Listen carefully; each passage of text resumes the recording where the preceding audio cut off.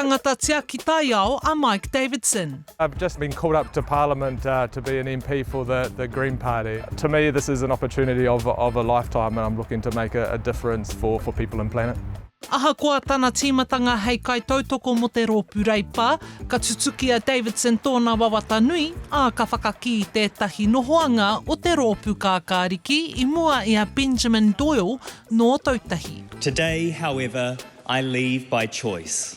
My father was a life member of the Labour Party, my grandfather was a life member of the Labour Party, so it was kind of in the DNA. I feel really at ease in nature, I love nature. And as I started to reflect on my values, I realised they actually aligned with the Green Party, that kaupapa, and so therefore it was actually an easy decision. He uri no Ngāi Tūāhuriri, kaore ia I te mōhio ki tōna whakapapa Māori tai noa ki te tau 2011. My father was diagnosed with prostate cancer, so he did all the DNA testing, and lo and behold, you know, there's lots of skeletons in his closet, and we actually found out that we whakapapa Māori, and over the last couple of years I worked for Tahu, and now for my hapu and with uara, and so it really allows me to see the challenges and opportunities. Hei kai kaunihera o mua o te kaunihera o tautahi mō ngā tau e ono, ko tētahi o ngā pūroro, ko te wakatoi tū. A koinei tētahi o ngā aronga taiao I tōna haerenga ki pāremata. I know Julianne has that roll up in there, so I don't think I'd get that off her, but like that's the space I like to be in. Local government, I've had a lot of involvement.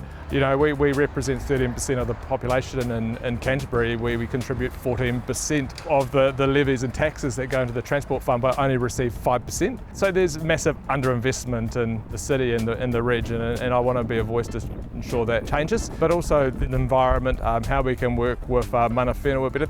Kei te whakarite ia mō ngā tairoa kupe ki pāremata. Quite frankly, at the moment, with the current government, it's a cruel government and it doesn't help Māori. It's definitely going to be a step up. Like I got a bit of it on City Council. You know, I remember someone wanted to tie me to a tree at midnight and see how I would cope. It's not acceptable.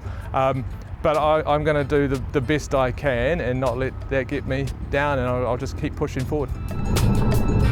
Ka whakaoatia Mike Davidson ki pāremata a te tekau mā whā o ke topa.